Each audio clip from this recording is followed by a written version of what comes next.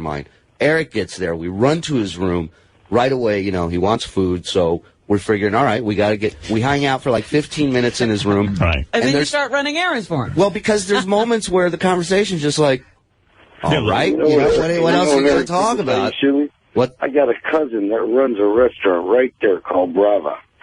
Well, you know what? He wanted Wendy's. We got him fast food. We came back to his room. We got him the food. We watched the whole transfer and everything get ready for people to, and then we're just kind of standing there and we feel like the weirdos. Like we're just watching him through Eric. Like an aquarium or something, you know? Yeah, right. So we leave. We say, Does he feel any pressure to talk to you or carry on conversation? Well, you know, he'll talk to you about things like, remember like a week ago or 2 weeks ago, that guy who called in that yelled at Eric? Eric still remembers this guy. Right. He still brings it up. He still talks about him. Like, you've already forgotten it. Everyone's forgotten it, but he still lives it. You're like, what are you talking about? He reminds you of the guy who called 2 weeks ago who said this. And you're like, wow. So the conversation is exactly, you know, spellbinding, but it's, you know, you're sitting there, you're being nice, you're talking to Eric. Did you get any stuff for Howard TV or for the news department? Oh, yeah. We got a ton of stuff. I've been running stories, and I still got to run interviews with Mary McCormick and the director. And wonderful. Yeah, I mean, everybody was very impressed with him. He had like 4 scenes he did. I mean, and a lot of lines, or no? He had a lot of lines. He ad-libbed a line that the director loved. Wow. Yeah, and I think at one point they had to tape a set of key rings to his hand because he couldn't hold them. Right? Yeah. No, I had the person that was playing my wife's hand there. Oh, that's right. Eric actually brought up to the director, he says, I see in the script I have to hold the key ring. This may be a problem. Right. And the director's like, well, what do you think we should do? And Eric says, what if I let my wife hold them, you know? And he yells out, keys, woman, in the scene. And the director loved it. There's Eric's wife.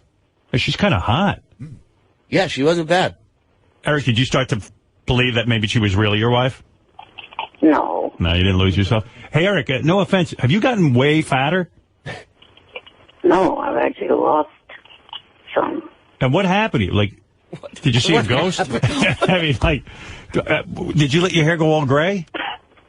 Yeah. Yeah. I thought for acting you were dyeing it. No. I was going to say, I think Eric let himself go. I took a picture of him over the week. It might be my favorite picture ever of Eric. It was from behind, and he was sitting in a chair. I saw it. From the back view, it looks like he got hit by a train. His legs are like curled up under each other and twisted up.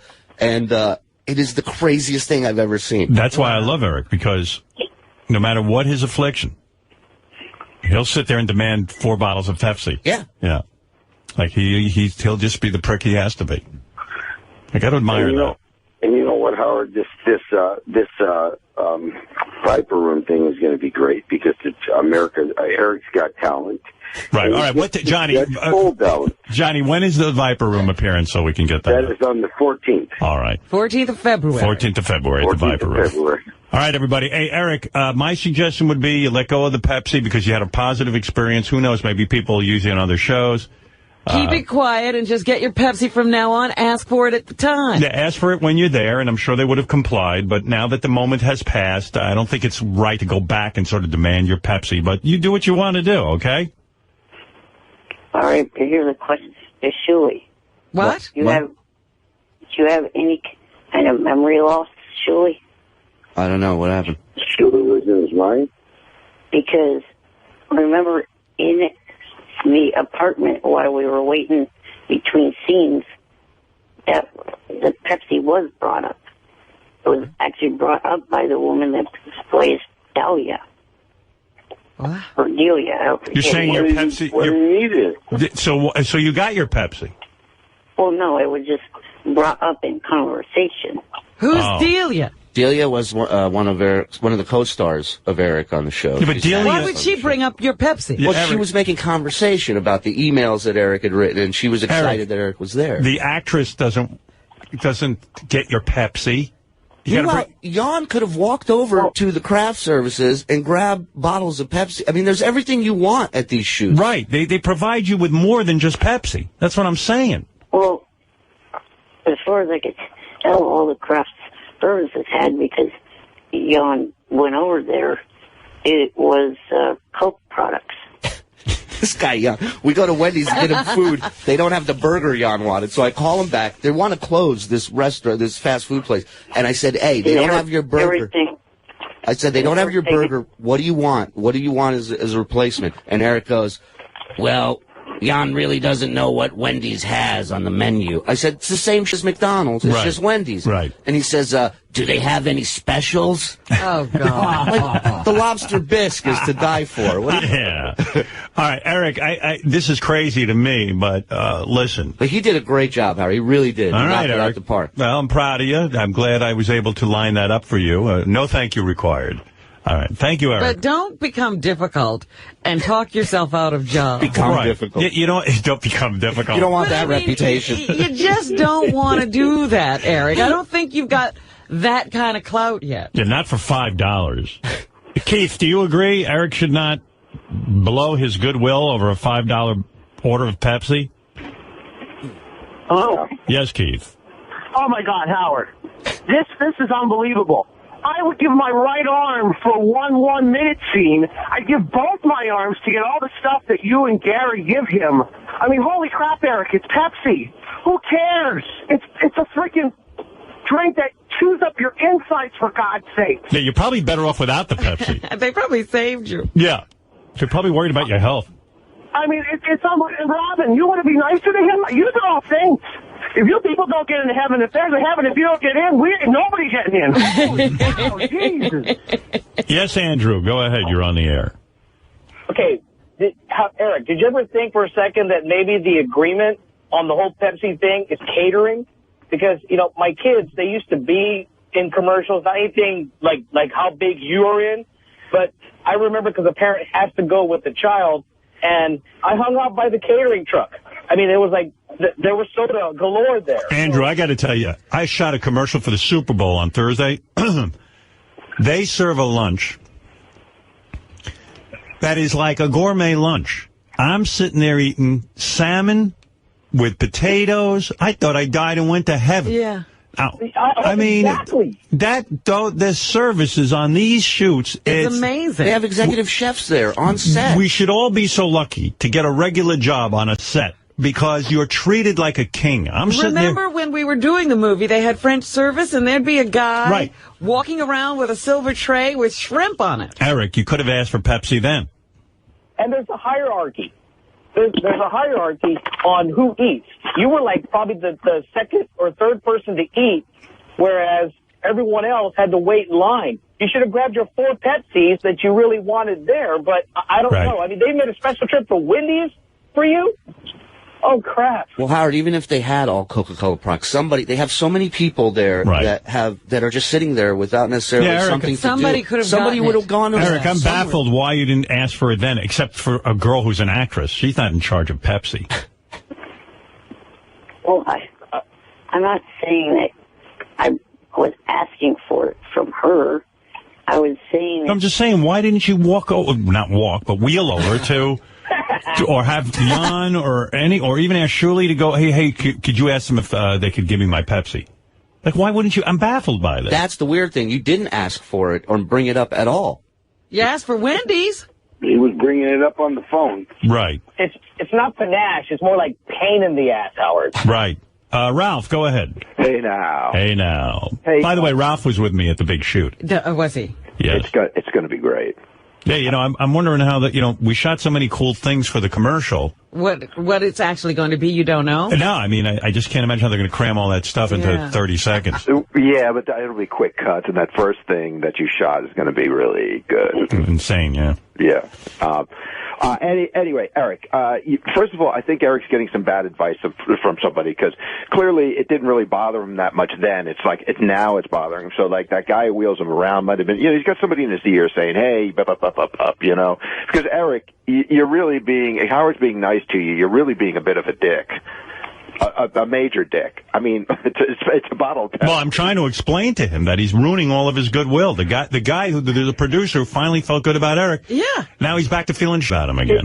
It's shocking. I woke up and I heard that Eric is demanding bottles of Pepsi. He's going to sue over it. He's going to sue over 4 bottles. And he wants these 4 bottles brought to his house for some reason. Eric, if you don't get the Pepsi, will you sue? Well, I have to think about that. Eric, come Small on. claims Don't be a court. fucking idiot. You're being an idiot. You're going to get work on other things. You should know about being fucking idiot. I do. I do, and this is why I'm telling you. He's had some experience. Yeah, to Eric, here's an idiot telling you you're a idiot. One idiot to another. Listen. The summit. Yeah, I wouldn't do that. You know, Eric, you're not William Hurt. You're just starting out. William Hurt can't even get 4 bottles of Pepsi. Right. Eric Howard was at a major shoot the other day, and it all revolved around him, and he wasn't demanding anything except for the start. Yeah, that was it. I mean, He just wanted to work. I wanted to just work. You know how much? He even said to me, they'd serve me my lunch in a private dressing room, and I said, well, what's wrong with eating with the crew? We will run out and get you a sandwich. What do you need, Howard? Anything. And he didn't ask for anything, Eric, and you're asking for 4 bottles of Pepsi 2 weeks later? And no lie, the treatment for Eric was right on par with what you just described. They treated him. They would have done whatever Eric, he needed. Be grateful how well you were treated. You don't get treated like that when you have 4 lines on a TV show. Has he ever been treated like that? No. You don't get treated like that anywhere in life. His parents don't treat him like that. That's what I'm saying. And he now has demands. What do you say to that? He's missing something. Eric, are we getting through to you at all? I do not know. I do not know. It's like that crystal ball. It remains unclear. Yeah. Hazy, again. Check back later. I do not know. Well, who does know? Right. Guys would tiptoe into his trailer and Right. His madness because his money went up. What would guys do? Guys would tiptoe into the trailer from the crew. They go, Eric, sir, we're going to have you on the set in about 1 minute. Like, the amount of respect that they gave him, they treated him no different than anybody else. Right. You would have thought he was Jack Nicholson. Right. Right. Right. Right. And I just can't. I mean, this guy, John Strauss, the executive producer, you know how much ball busting he went through and he took for wanting to see this happen? Right. Because he's such a huge fan of the show. And here it was. Eric was on the set, and John, I mean, he could not be happier. He could not be happier. You know what? It's got to be a knife in his heart right now. Now Eric's going to ruin it with his 4 bottles of Pepsi. I feel so you know bad. what it is, Howard? Right. You know what it is? It went too well. He's got to ruin it now. Well, in a sense, you're right. Yeah. What I think is happening is it went so well that Eric wants to, in some way, still be involved. And Diminish the experience, maybe. So, maybe it wasn't so great because I don't get that every day. But I think right now, this is his way of holding on to John Strauss and still being part of In Plain Sight. He's still sort of wrapped up with them. Yeah, maybe he doesn't want those relationships to end. Right. And this is the only way to keep talking to them. Dear Mr. Strauss, you forgot. Like now he's still involved with Mr. Strauss. And he would prefer they not send the Pepsi so he can keep writing letters. Eric, is that sort of what's going on too? That like it was so great being there that you just don't want to give up your relationship with Mr. Strauss? I don't know if that's so much the issue. You couldn't be that attached to Pepsi. Howard, could you just please read that lawyer line again? Yeah, sure. Here. I love the whole Johnny thing into the lawyer line. And closing. I didn't tell my manager, Johnny Fratto, about this, as these things can cause him to get very upset and mad and make things get very uncomfortable for people he thinks are screwing me around. Jesus. So best that we work it out among ourselves. Let's try to settle this as fast as we possibly can. ... No reason to get the lawyers involved. 3 exclamation points. Wow. You're right about that. There really is, though. I don't know what's funnier, the lawyer line or the fact that he's saying, don't upset my sleeping agent. Crouching tiger, sleeping agent. Yeah. Come up with the Pepsi or sleep with the fishes. The choice is yours. Eric is going to be at the More work out of it. Eric's going to be at the Viper Room on February 14th. That's Valentine's Day. That is ETA, Eric. ETA. ETA, Eric. EGT, Eric's Got Talent. EGT, Eric's Got Talent. All right. So all the dancers who want to audition for Eric, this is the place to go. JGP, Johnny's got a problem. What is it, Ralph? I couldn't think of a better combo, Eric and the Viper Room. Yeah, no, it's so cool. You know what? It's gonna get real weird. Everyone knows the famous Viper Room where Johnny Depp overdosed, right? No, River Phoenix. Oh, right. Johnny Depp was a part owner. Right outside. That's where Johnny Depp died. And That's where Tonto overdosed. of course, it was Rivers Phoenix. River Phoenix. Rivers Phoenix. No, it was one river. Oh, was it? One river. River Phoenix, right. Okay.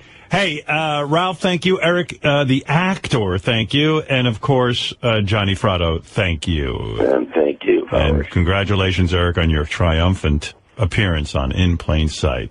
Hey, and Eric, one last thought. Maybe if you let the Coke thing go, maybe they'll have Pepsi. That maybe they'll have you back if you were not such a pain in the ass. You know, you get your 4 bottles and they'll never talk to you again, or maybe you don't. You let it go and they'll have you back.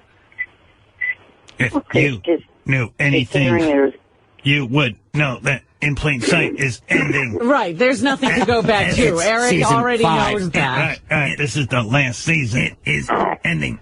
Maybe this guy John Strauss will produce another show. Right. Yeah, he will work again. I know. Unlike you, Eric.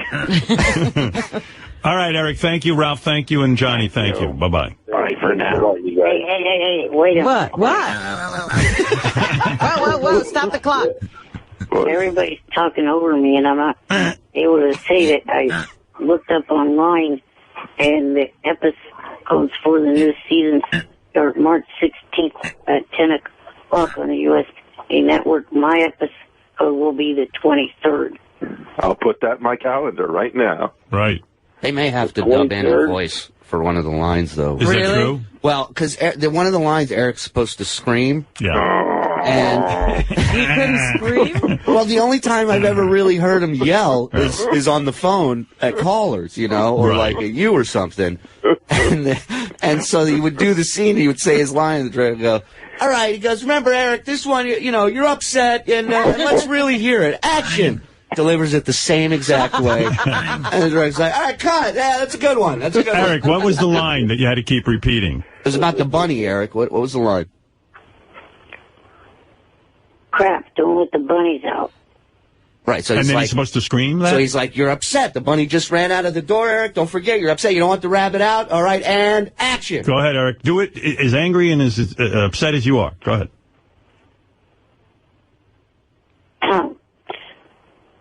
Crap, don't let the bunnies out. Oh, boy. Crap, don't let the bunnies out. Howard, I'm sitting there. So how many times did they have him do that line? I'm sitting there with headphones on, watching it in the monitor, and I'm going, How was that? how the f is this guy up there doing this right now? Like, So the director says to him, okay, now you're angry and you're going to scream. You're supposed to scream, crap, don't let the bunnies out! Right. Well, the first 5 takes were because they couldn't get the bunny to go out the door. So at one point, you just see the guy flinging a bunny out the door, like there's a flying bunny coming out the door. And then after that, you know, and Eric goes, they always say in Hollywood, don't work with kids or pets. Like he's doing shtick on the set. So the And then director... like another 5 takes they had to do of that scene of him yelling. And Eric, you can't muster up more of a yell? Come on, you really don't want the bunnies out. I told him, imagine the bunny is a caller that hates you on the show. Go ahead, Eric. And action. I'm not going to yell that loud. Yell. You know, I'm the only person in this house awake. Don't worry about it. Prove They that won't you can hear do it. you. They won't hear you. These walls are not... Eric, and action. I'm not yelling. Eric, and action. An actor acts, my friend. Go. Get them fucking bunnies out of there, motherfucker, you. Johnny, you're pretty good. I can get the bunnies out, believe me. Eric, act like you're emotional talking about that you can't get your Pepsi. And just put it into the bunnies. Say, God, where are my Pepsis? But don't let the bunnies out. Right. All right. People are sleeping. Yeah. People, the walls are thin. Anybody think Eric had thick walls? Don't live in a fortress. I'm surprised he has walls. Yeah, I picture like a paper house. I live in a teepee. The walls are thin. The walls are probably caving in. Picture like a dollhouse. You've got walls? Walls are thin. Oh, just be like, I can't yell. What do the walls have to do with anything? The walls are he's thin. the only one awake in the house. Jan is sleeping. Powerful lungs. Like he's going to really raise his voice all that That's what I'm saying. Right. I'll give you $100 if you wake somebody up in that house from yelling. Right. You can't seem to yell. And a case of Pepsi. Eric, deliver the line the way the director wanted it. You can do it. All of you know I can yell. No. Well, why did you yell on the set? Shirley's saying you couldn't. It wasn't, Eric, if I didn't have headphones on and could hear, from the mics what was being said, I was 10 feet away, maybe 15 feet away, and you couldn't hear you. Maybe Eric didn't want to play the scene too big. He was containing himself? Don't tell me how to act angry. I was yelling inside. I did not want to. You didn't fly me all the way here to tell me how to act. Nobody tells De Niro. Sitting on planes writing awful jokes. This guy's got a trailer with his name on it. And I'm knocking on the front door like a jerk off. Can I come in? I'm not going to yell. I'm internally yelling. Feel my anguish.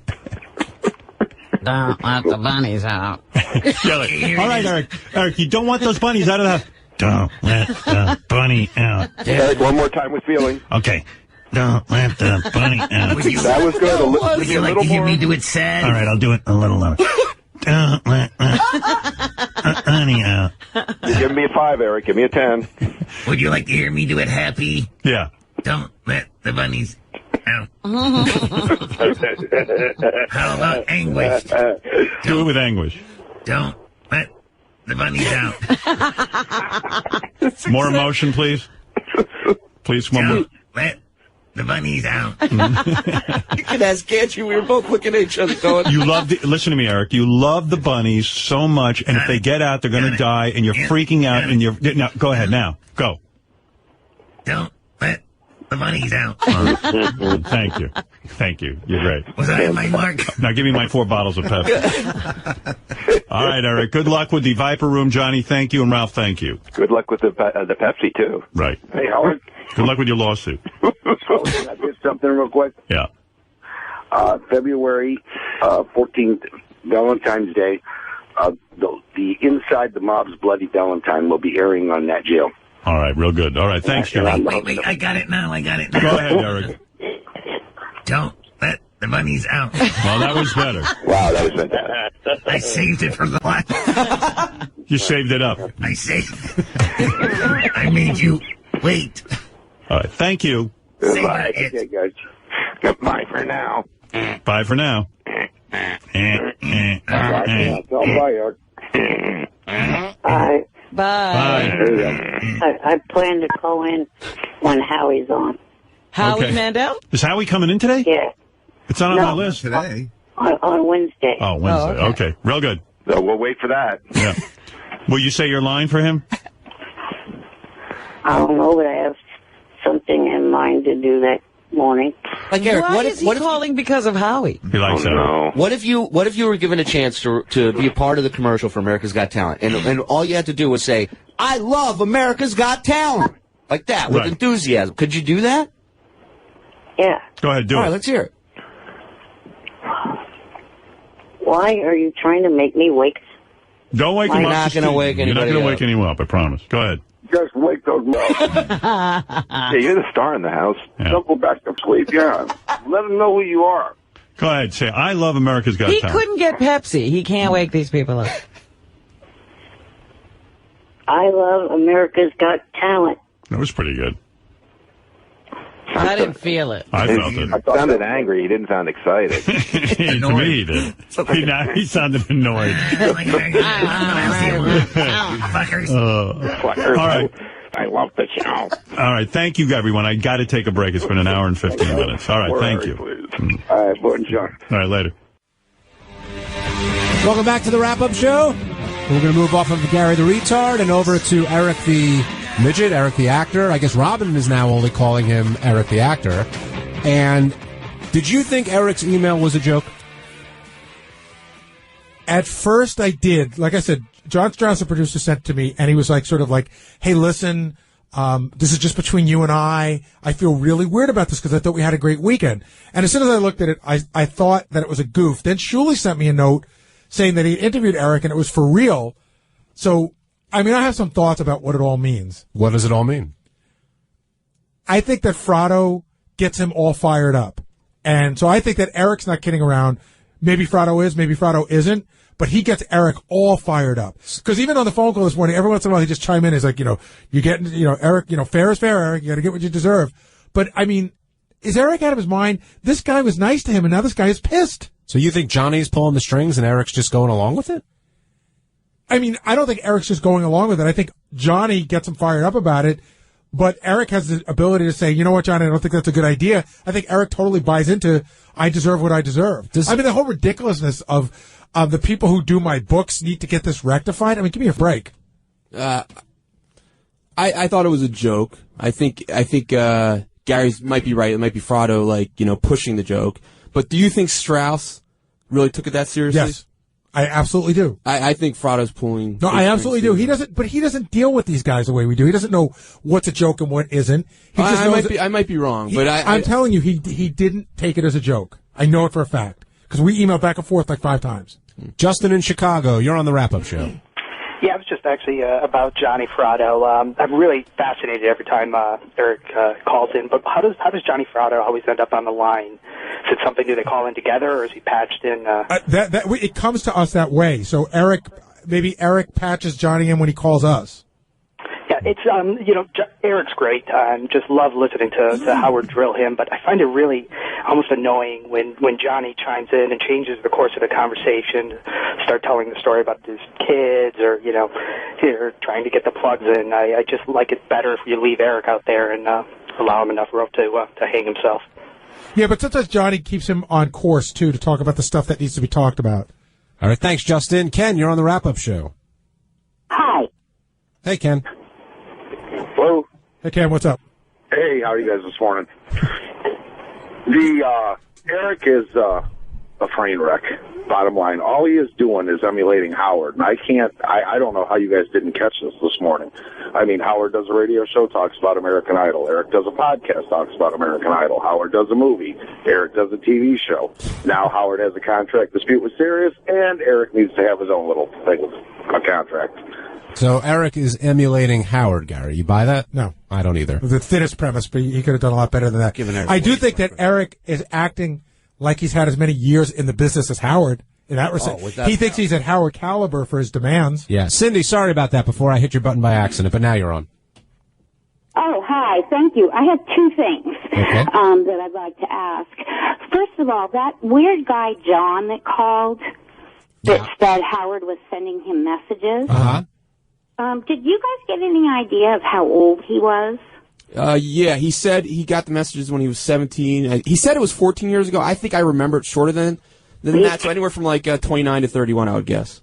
Yeah, because I was thinking, I know my kids with my husband's job, and I don't even know if you guys have this. Well, he's from California, so he would.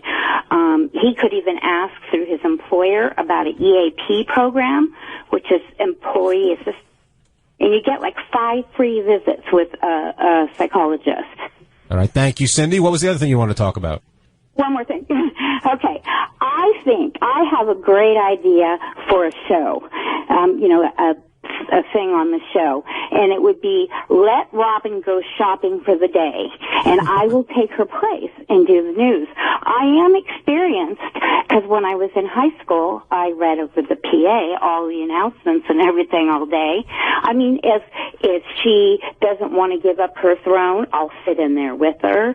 But since I'm first to call about it, that's why I thought maybe, you guys might let me. Eric, I'm going to ask you a question. I'm not giving you a hard time, but besides you, who do you think wants this to happen? Why do you have that and you advertise it? Do you think that would be a good? I think there'd be a lot of women. There would be tons of women who would want to do it. Right, but I wouldn't want to do. Why would we do it often? In other words, we want to do it? What's in it for us? And in other words, we're taking a great part of the show. It's like saying, I acted in my junior high school, edition of Our Town, so I think I should be on The Good Wife. Cindy did call first, though, Gary, with the idea. No, I get it. I mean, maybe the idea is a contest one day, but I don't know. Why would you want to take away the best part of the show? Or a great part of the show? Started that way by PA announcement. What's that? That comedy director with like Jonah Hill, all those guys. Oh, I know what you're talking about. Judd Apatow. Judd Apatow. Yeah. Sal, what do you think? Good idea or no? Didn't you accidentally disconnect it before? I did. Give that another shot.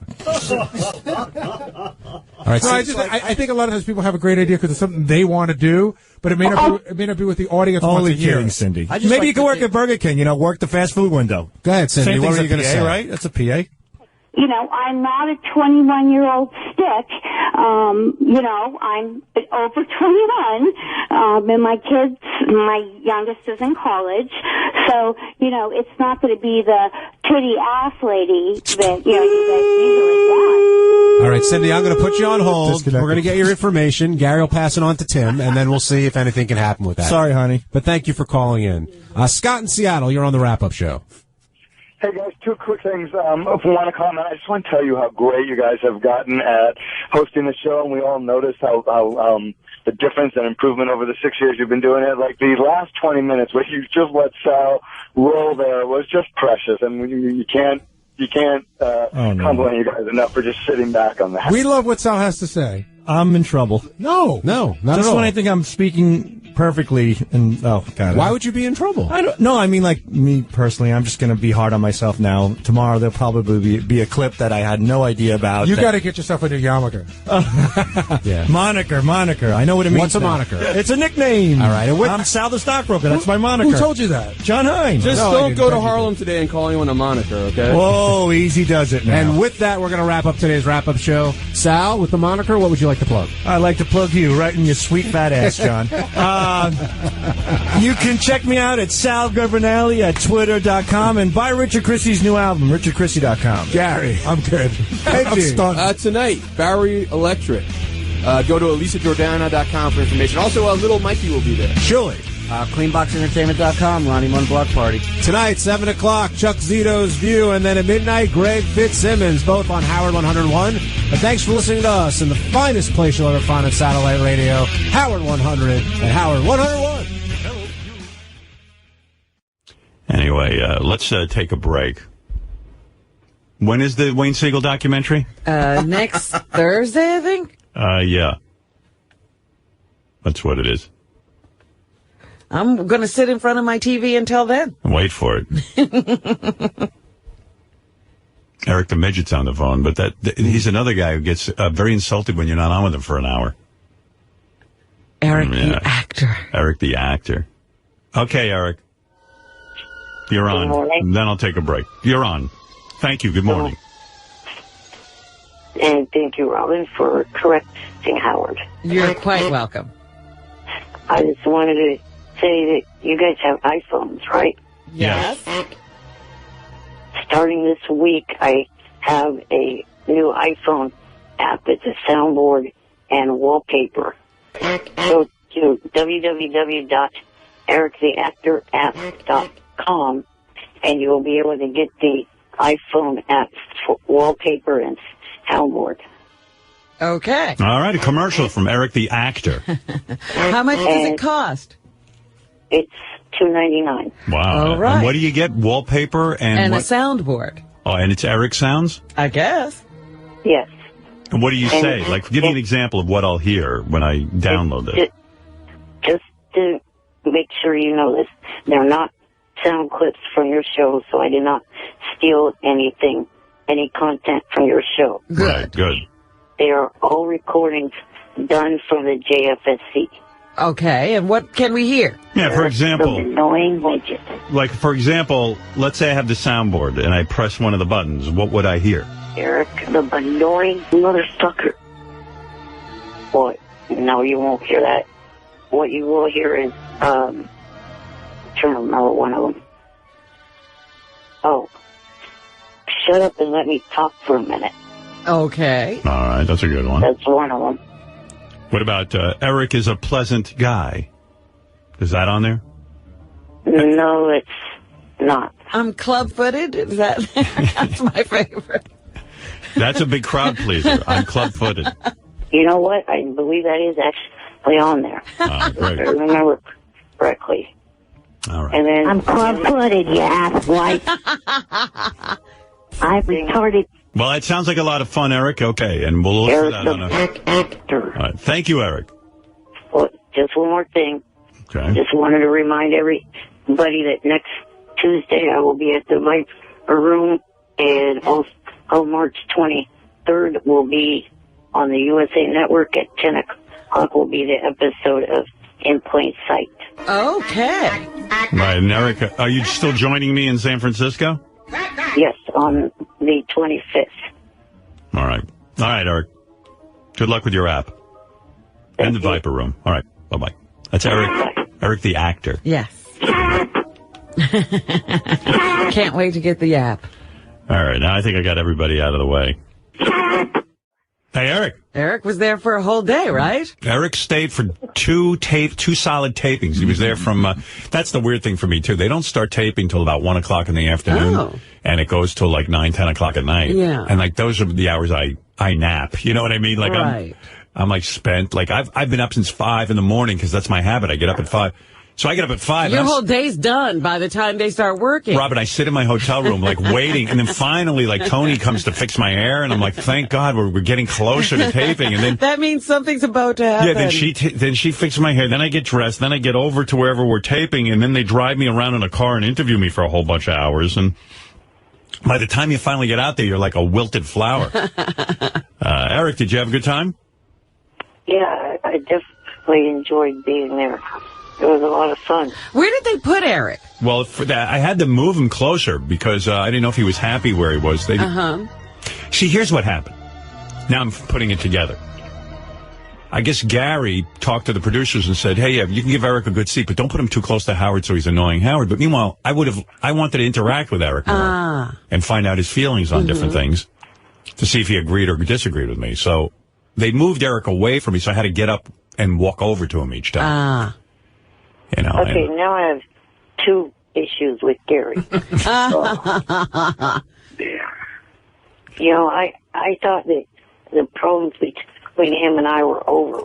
But, of course, he had to be stupid Wednesday and say that I tweeted that I quit the show when I didn't even tweet that at all. Maybe well, there was an Eric the Midget imitator on Twitter. That's why Gary got confused. So you could understand that. No, he can't. That's the problem. This is why I dislike him. He can't understand that. He doesn't understand why I don't know his Twitter address forwards and backwards, even though there's a million imitators. He doesn't understand why I don't know his schedule. I know he's very hung up on Twitter because, like, I walked over to him and the people are screaming and yelling. I'm like, hey, there's Eric the actor, blah, blah, blah, blah, blah.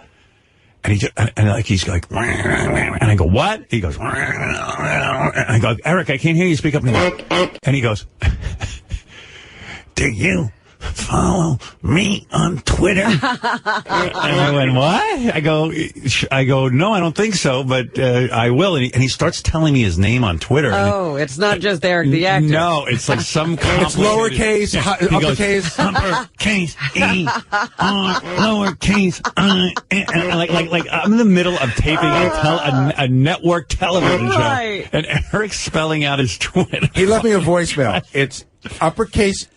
I'm probably wrong, and I'll get yelled at. This is why but I think it's uppercase E, then it's lowercase R, but uppercase I, and then lowercase C and 11. No. Eric, now imagine it's like a crowded auditorium. I'm leaning in to hear what Eric has to say, and this is what I hear. Go ahead, Eric. It's Eric the actor 11, and the I in Eric is lowercase. So everything else is caps? No. Oh. The reason why I say that is there's one imitator that uses a lowercase L in place of the I. That explanation was going on in the middle of the taping. I still don't know what the address is. They're going, Howard, please get back to your desk, your judging desk, because I had to take a pretty good hike to get to Eric. Please get back. And he won't let go of it. He's like, lowercase I, uppercase.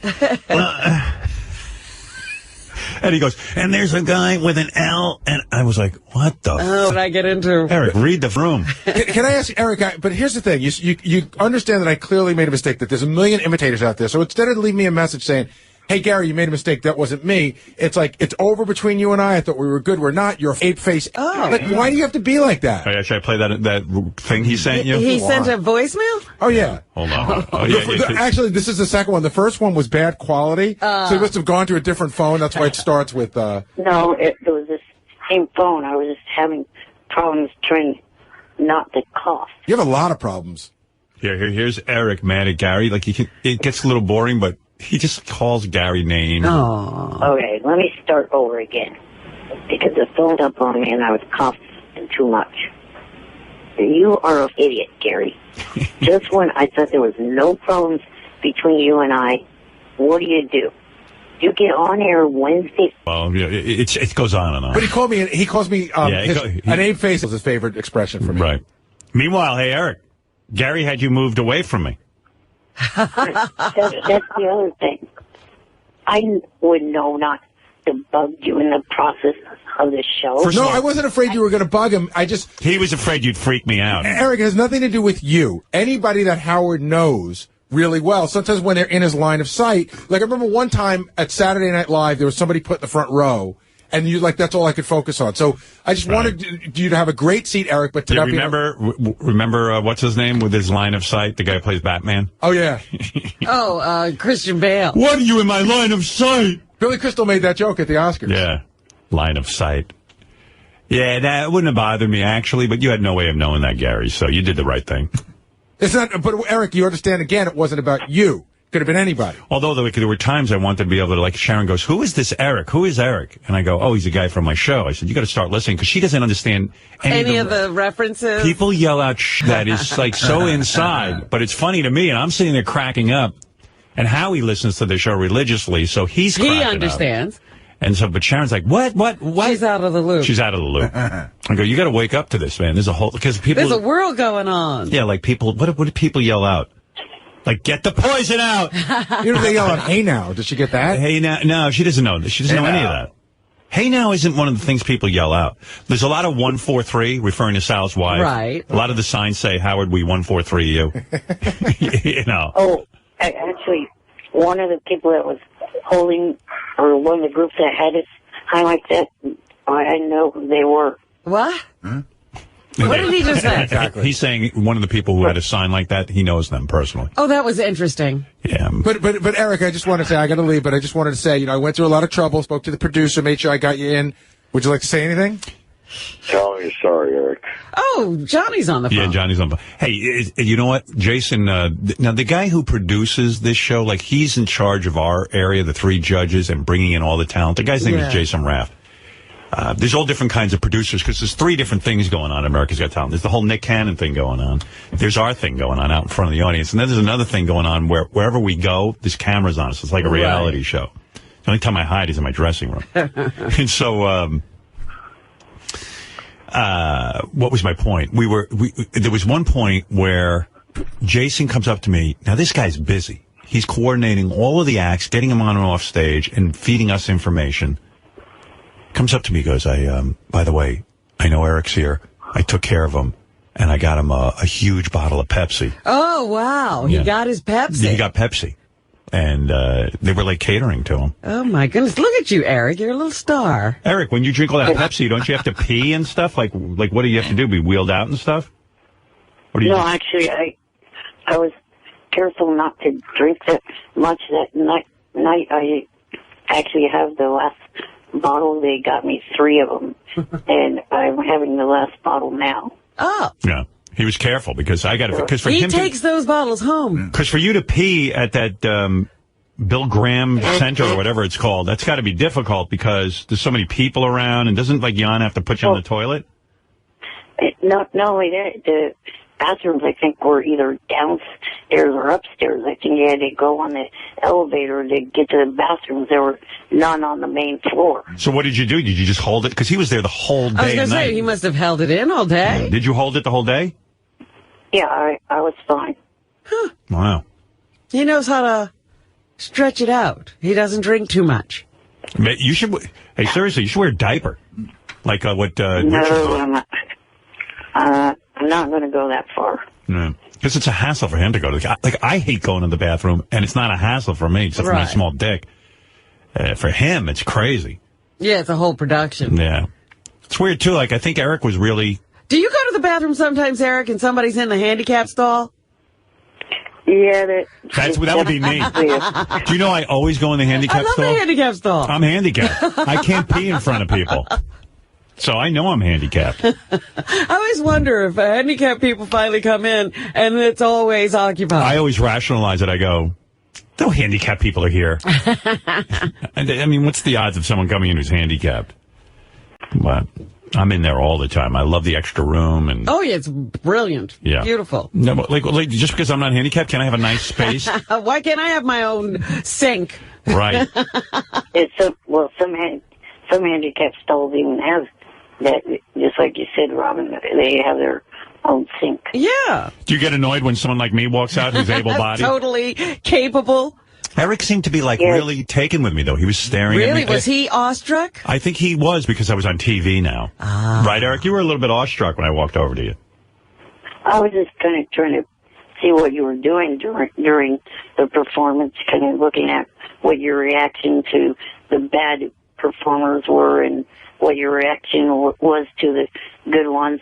Did you think I was a good judge? Yeah. Thank you. Oh, yeah. Like I said, I won't go into many details, but I disagreed on you guys passing on the last act of the first session. I'm trying to remember. Just give me a clue who that was. Like, give me a little... They're a group of brothers. Oh, yeah. Yeah, I checked in with Eric a couple of times, and he agreed with me all the time, except for that one, pretty much. Uh-huh. He had a disagreement with me. Well, I mean, is Eric that good a judge? You think Eric's... I just want to know. Eric watches a lot of TV like I do. So. Doesn't mean he can do the judging. No, I checked in with him. Just want to see if I was on target with him.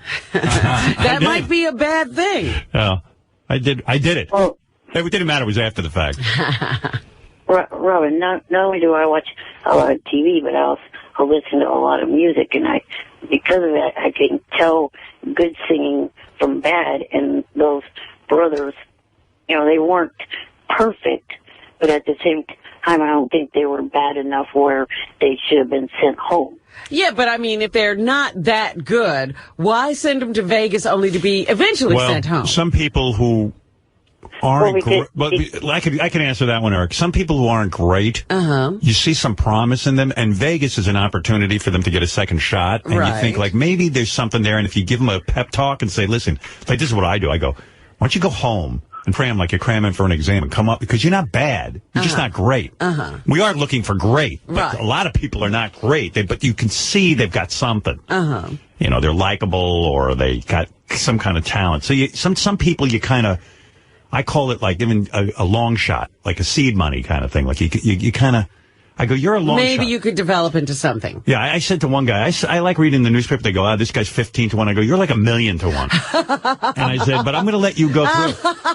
Because who knows? 1,000,000 to 1. He's 1,000,000 to 1. Because, I think back in my own career, I go, man, I really sucked on the radio. But, if somebody had given me a chance like that to go on in front of 1 million people and win $1 million, maybe I could have rallied. So sometimes I do that. Not a lot, but sometimes I see something. So what was the deal with these brothers? You just didn't think they had it? Yeah, I don't really... you know how many acts I've seen? I don't even remember most of them, but there's a couple that stand out. The brothers don't stand out in my mind, which means I probably made the right choice. Okay. Yeah, they were 4 Asian brothers that sang. Oh, a cappella? No, not a cappella. One of them had a guitar. Right. You see, they're not memorable to me, so I probably made the right move.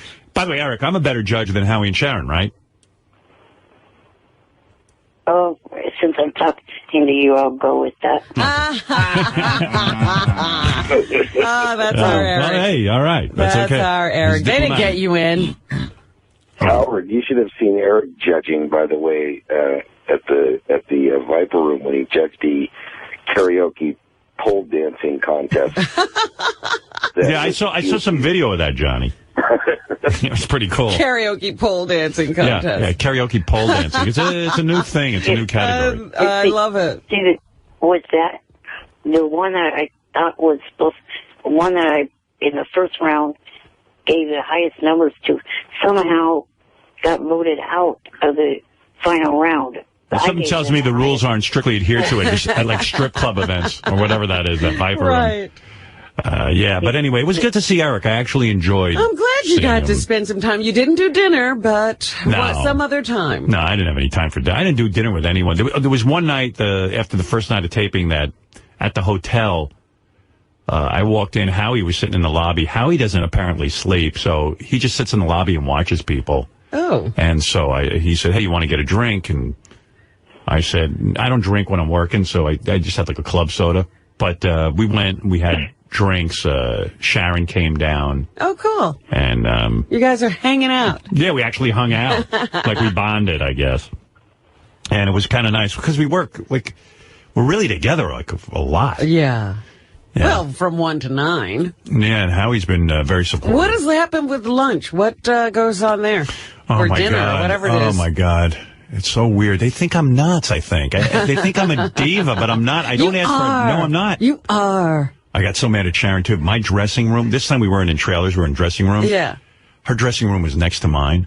We get, this is the weird thing. You ask, I'm glad you asked this, because what time is lunch usually? Noon. Okay, right? Mm-hmm. And especially with us, we eat, like I eat breakfast around 5 o'clock in the morning. Right. So all I want is lunch. I just need a 10-minute lunch break. And then dinner would be like 6 o'clock, right? Right. Okay. So I look at the schedule. There's absolutely nothing. We're just working at noon. We work all the way, and they go, and it says 5 o'clock lunch break.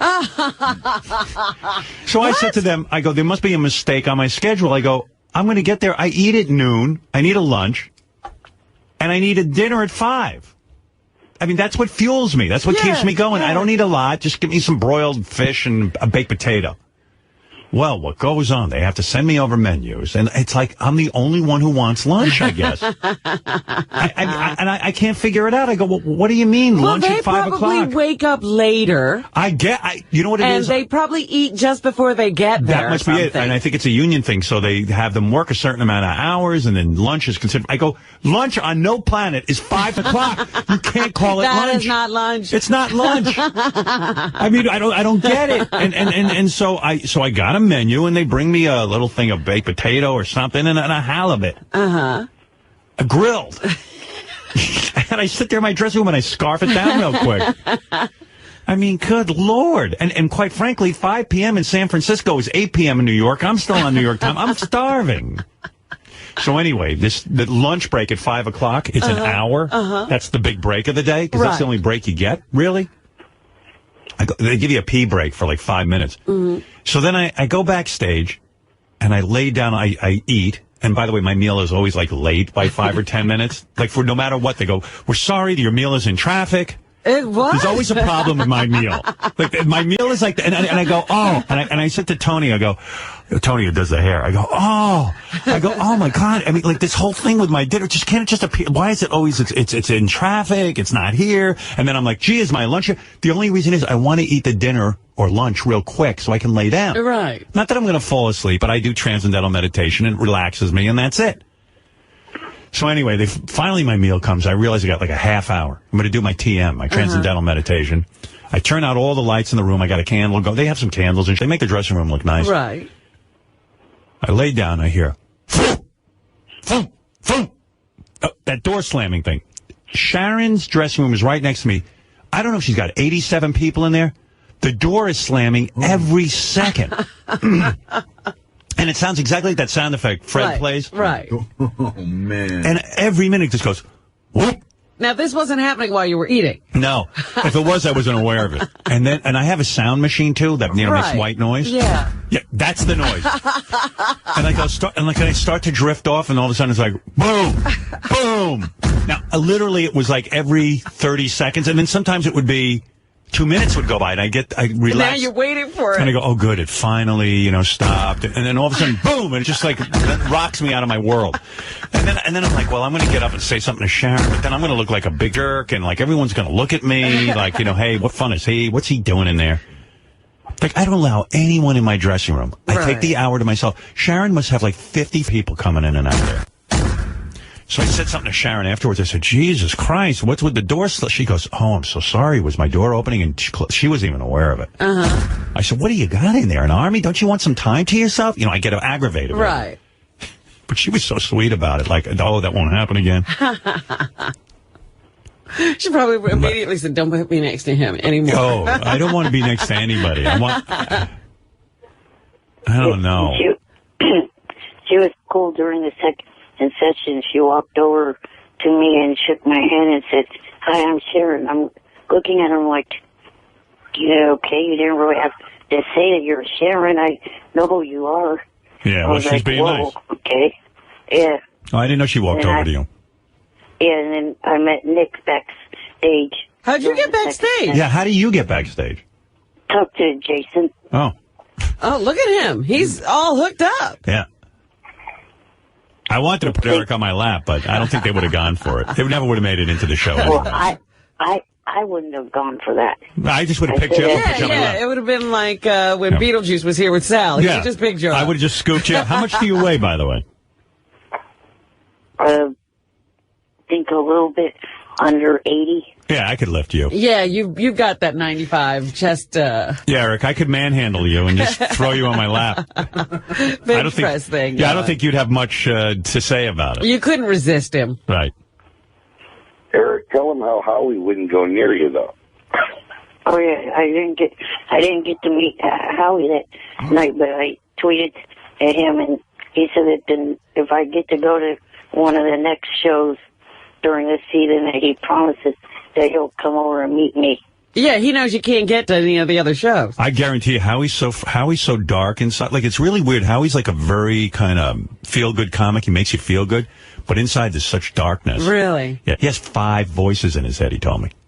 What do you mean? What are they saying? All kinds of weird shit. And I'm telling you, I know Howie probably didn't go over to Eric because he thinks it's contagious. Well, that's exactly what I'm thinking. And then he says to him, if you come to one of the other cities, he knows he's not going to any other city. Although, Eric, you can come to any city you want. But how's he going to get there? It's always a big production, and they got to get the oxygen for the plane and the whole thing. I liked having Eric there. How long is it between the time now to Vegas week? Oh, you'd like to go to Vegas. Vegas week, I found out, doesn't have an audience. Well, yeah, but I had a suggestion for you. All right. I thought you've never done serious show in Vegas for your fans. It would be kind of cool for your fans if you can somehow work out doing your serious show there and doing the America's. He's not Nick Cannon. He's not going to try to kill himself. Yeah, I don't have kidney failure. First of all, America's Got Talent takes all day. Right. Evidently, Las Vegas is the biggest sort of pig fat of all of them because like you're there narrowing these people down. I can't imagine how long it takes, but it evidently gets into some arguments. So, no, that ain't happening, Eric. Hey, Eric, I got to go anyway, man. Good seeing you in San Francisco. Glad you showed up. Johnny, good talking to you. Hey, Howard, it sounds great to hear you be so excited about this because even though you're saying you are saying you are, but you're really coming through and you really sound happy. Oh, thanks, man. So this is great. All right. Yeah. Thank you. Yeah, I'm enjoying it. All right, later, guys. I hung up before I could go. One more thing. I am another. You could put Eric on for 20 minutes and he'll go, he didn't have me on. He never wants to say goodbye. Nah, he loves it. He loves the microphone. he loves the limelight. I love how he's on a first name basis with Jason now. Oh yeah. Oh, Jason got me backstage. And Jason likes it. Eric the actor wants to say hello. By the way, there is a Eric the actor special coming up on Howard TV. Eric, when he went to do In Cold Blood, what's the name of the show? Oh. Mary's show. Oh, no. In Plain Sight. No, In Plain Sight. In Plain Sight. Yeah. When Eric went to do In Plain Sight, Howard TV was there with him every step of the way, pretty much. And you see him on set. He even gets Tia Carrere in his trailer with him. Yeah, she came to meet him. Yeah. She still looks pretty good. Didn't you think, Eric? Yeah, definitely. Yeah. And Eric gets her in there, and he's hanging out with Mary McCormick on the set, and you see him with all the... It's a fascinating special. I watched the whole thing all the way through and was like, give me more. Give me more, Eric. One of these days, we have to get him out to Oscar week and have him go to all the parties. And problem is, he gets really... he's great on the phone, but he clams up sometimes around famous people. Is that right? Yeah. Eric gets a little starstruck. Oh. And he's definitely pussy struck. Well, how could he help that? Hey, who isn't? Oh, so he didn't have anything to say to Tia Carrere? Is that what you're saying? You froze it. You got to watch the special one. She gets there finally, and she's like, "Oh, hi, Eric." And she sees a guy in a wheelchair, and she goes, "Hi, Eric. How are you? It's great to see." She's being extra nice, and he's like, and then she asks him a question. Dougie, what was the question that Tia Carrere asked Eric? You got to see the special. It's great. Howard TV coming up with some good stuff. Howard TV, by the way, featuring Richard's dick in his mouth. He was just praising her for the shows that he liked her in. I believe that's what he did. Yeah, but what she asked him a question, he couldn't even answer it. I don't remember. You don't have the clip, do you? Where he meets Tia Carrere? Let me see if I can pull it. Pull it up. Stand by. It's the greatest exchange. Like, all of a sudden, Tia Carrere comes in the trailer. Because Eric said to the producer, "Do you think I could meet Tia Carrere?" So he gets his opportunity. Yeah. And she comes in there, and he's like looking at her like he doesn't know who she is. Eric, you get a look on your face like, who is this again? It's like the famous story where Don Rickles said to Frank Sinatra, "Please come over to the table. I'm trying to impress my date. Just say hello to me, and she'll think I'm somebody." Yeah. And then, of course, Sinatra comes over, and Rickles says, "Can you get the fat out of here? Can't you see him on a date?" See him eating? I'm busy. Yeah, Eric's like, "Please get Tia Carrere in here." He finally gets her in, and then he goes like, "Who are you?" That's not right. You look like you don't even know who she is. Like you don't even want to talk to her, and she's trying like crazy to get some kind of conversation going with you. The only thing I didn't know is the fact that she was part of the current season of Celebrity Apprentice. I don't know. It was a very awkward conversation. It's great. What do you mean the only thing you didn't know? I don't understand that. Well, I knew who she was. Yeah, I know. But you act like you don't. I mean, you just seem very distant. Why don't you admit it, Eric? You get starstruck. Maybe sometime, but I don't believe I did then. Oh, okay. We got the clip, Howard. All right, go ahead. It's funny. Fred's got to put the audio on. You got it, my friend. Yeah, just check this out. To the trailer. Hi. Hey. Hi. I remember you from, Wayne's World and True Lies. I know, 150 years ago. No. Hey, nice to meet you. He's a big fan of yours. They were all set to take him back, but he wanted to wait to say hi to you. And he's been asking about you all day. Yeah? Because he saw your name on the call sheet. Oh, my goodness. Yes. The tango teacher. Do you have these guys following you around everywhere? Yeah. Just today. Yeah, just today. It was a big day. So you finished working today already? Yep. Oh, cool. Yeah. Got all the scenes and good to go. Nice to meet you. Tia Carrere is definitely... Yeah, all right, cut it now. Thank God all those other guys were talking. Yeah, I mean, he just stares at her. And is that the funniest thing you ever saw? You got to see it. She's like, "Oh, hi." And oh, did you finish shooting for the day? He goes, Where was the question I couldn't answer? No, it's just like she's trying to make conversation. She goes, "Oh, did you finish shooting today?" So you should be like, "Yes, the shoot went very well. I enjoyed being around the cast and crew. You made me feel so, well, yeah, I did a scene with Tia Carrere. I did a scene with Mary McCormick. Something." She comes in and says, "Oh, do these guys follow you around all the time?" And he just stares at her. And in her mind, she's like, "I got to get out of here. Let me leave. Let me leave. Can I leave yet, or is the guy in the wheelchair going to be upset?" Uncomfortable. Yeah. Eric, come on. You got nothing to say. You clammed up. You froze. You froze. And if it wasn't for Shuley being there, kind of filling in the blanks. Yeah, he wrapped up. He did his whole day, Tia. She's there. She's in the trailer. They drag her all the way to your trailer, and then you got nothing. She mentions the camera. She goes, "Yes, I'm being followed by Howard TV." And she goes, "Oh, do you have these guys with you all the time?"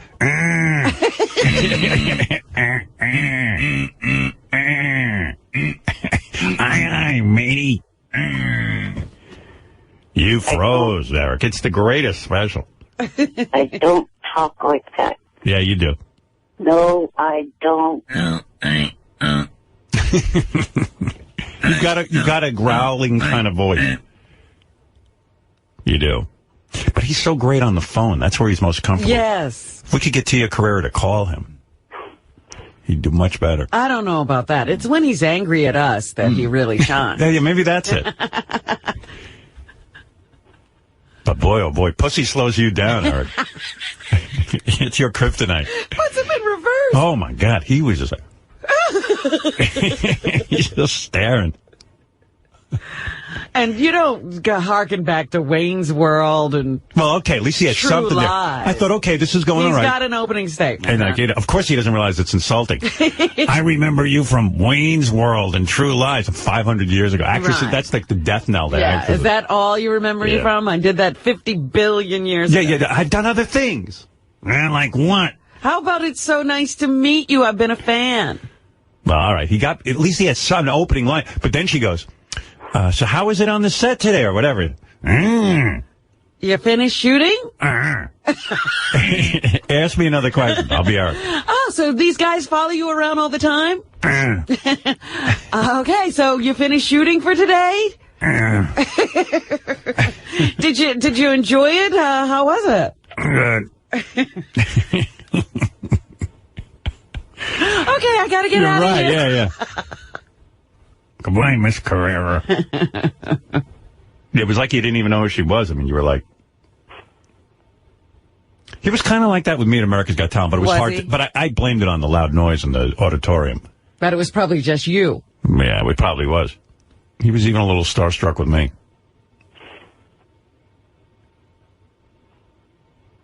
You still there, Eric? Yes. Oh. I was reliving It's like my he's moment. seeing Tia Carrera again. Yeah, what, is Tia Carrera there with you? No, I was waiting until you would stop talking so I could talk. Okay, go ahead. Let's give Eric a chance. I was calling for a number of reasons. One, Could you just stick to one reason? I was wondering if in a few weeks when they do I guess it's going to be a Hollywood premiere of Marty's movie Mirror, Mirror, if there'd be a chance of me going down to the premiere and I could prove to you that I don't get starstruck by interviewing the cast and whoever else is there at the premiere. The problem with sending you to a premiere is that, and Eric is very, very adamant about not asking offensive questions. It's not his thing, which I can understand. He's an actor. No, he's going to ask his own questions, Right. which are, do you ever see the cast of I loved you in True Lies? Right. And Yeah, he doesn't really want to offend people, and part of the funny aspect of going to a red carpet event is getting somebody to ask outrageous questions. And, the wheelchair would be great because everybody would approach. They would have to answer his question. Yeah. But, Eric, it's just not that funny when we send you out to these things. I know you like it, and I understand why you don't want to ask offensive questions. It's not your thing. Right. But if we could just borrow your wheelchair and put Shuli in it. And he could, why don't we just do that? Why don't we just take whoever's interviewing and put him in a wheelchair and give him some makeup or something and then put them in a wheelchair and then everyone will have to, put Lisa G in a wheelchair. She'll get moved up to the front of the red carpet. That's right. No more back of the red carpet for her. Right. But Eric, Eric gets in front of these guys, and we load him up with questions like, how big's your cock, and when's the last time you took a big shit in public, and and then Eric gets in front of him, he's like, hello, when is your new movie coming out? Right. Yeah. Then we have no tape. I understand you shot it for Paramount Pictures. Yeah, I don't think it's worth the. Our budget's kind of tight these days now that the company charges me for repairs. So we don't have the extra money to actually send you anywhere. Maybe we could put him on the red carpet like Ronnie and have him interviewed. Yeah. Like you're one of the stars. You're an actor going to support another actor. Yeah, within the last year, we've been charged for equipment upgrades at Sirius. So, like, I don't have money to send Eric, the actor, out on comedy. Oh. Yeah. I'm not kidding. Joke. It's a whole new thing. Someone dreamt up. Because there's certain people at this company that think about me 99% of their day. They have nothing else to do. Like invent better equipment, Get the stock price up. That they don't do. They're busy watching me. The only thing people listen to on the whole fakakta thing. And they got to do different with me. It's beautiful. There were a couple Wait, that's a way to run a company. What? There were a couple other things. One, I just wanted to say that my iPhone app is now 99 cents. What was it before? He was charging he has an iPhone app, and he was charging way too much money for it. $800. Didn't sell too many at that price? I sold 3. What was your original price? Like $2.99, right? Correct. Yeah. Why are you reducing it? Why? No one bought it. How many people bought it at $2.99? I'm not giving a specific number, but quite a few. Oh. Why are you reducing it then? Just because there was a demand for the price to be reduced, so decided to go for it. Are you going to send back the money to all those people who jumped at $2.99? No, hey, they bought early. Car companies don't do that when you buy a car and then they reduce the price. That's true. He's right. He's right about that. All right. He's a car. I have a business plan for you, and this might be nuts. Why not go the opposite way? Charge $700,000 for the app and just sell one. If that happens, then you've made your money. You get a rich guy like Sam Simon to buy it. You know, and he'll go, hey, you know what? I could afford to buy that app. And I'll be the only one who has it. And then you get $700,000. Minus Apple's take on that. And then also, fans have been asking me to talk about the Viper Room, and you haven't given me... What is the app again? First explain that. Like, what does it do? Like, let's say I get the app for 99 cents. What do I get? Well, it's a soundboard with 8 sound bites on it and a wallpaper. And there is going to be a new one that has been submitted to Apple with more sound bites and another wallpaper. You mean I could have you on my phone all the time? Correct. Yeah. And by wallpaper, you mean, in other words, it'll be a picture of you on my phone. The background. Yeah, the background. Yes. And I have an idea for a third wallpaper that I'm going to give to the app designer later. What's your idea? It kind of plays on the whole joke that I can't do math. It's just drawing of me writing on a chalkboard math problems. I like that Eric thinks he doesn't talk like that. It always sounds like his phone's cutting out when he talks.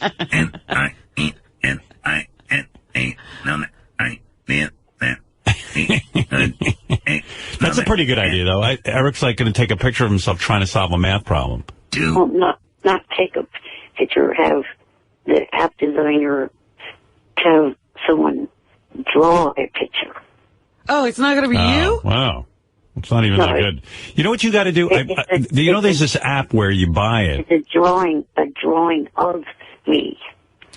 There's this app that you buy, and all of a sudden, like, music comes on your phone when you press the button, and, like, this naked guy comes out, and he starts to squeegee the inside of your iPhone clean, like he's squeegeeing your screen, and it's really funny, you know, like Ralph has it. I mean, you know, of course he does. But it's really funny when he shows it to you, because everyone thinks Ralph's gay, and then he's got this naked guy clean. Right. Like, if Eric would just put on a thong and was a guy who comes, like, dancing up, like, at a strip club, and then, like a Chippendales dancer, and then squeegees your you know, does that, he'd sell 10 million of those things. He'd be rich. But he always has, like, you know, a cartoon drawing of himself solving a math problem. Right. You got to do something outrageous.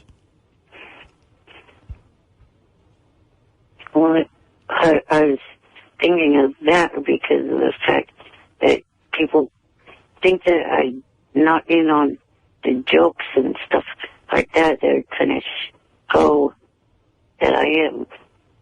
Yeah, I mean, I heard that video of him getting the lap dances or something at the Viper Room was pretty wild. Yeah, like that I'd want on my phone. You know, with 2 big titties on his head. Something. You know. If it was an app with Eric the Monkey, I mean, you know, something. I mean, 3 boobs, not that. you know, Eric and the 2 No, but can you imagine if all of a sudden you turn on and then, like, instead of like a naked Chippendales guy cleaning. It's Eric. It's Eric. Boom. Done. I'd have to have that. 99 cents. 99 Ka-ching. cents. Or Eric dressed up like that, like with a woman's wig on and being that little woman from Poltergeist and screaming out like, step into the light. And like you turn on your phone and he just comes up to you and he goes, All are welcome. All are welcome. Step into the light. Something. You got to do something. You want to sell? I guarantee you his app sold maybe 3. Yeah. No. Did you sell 100?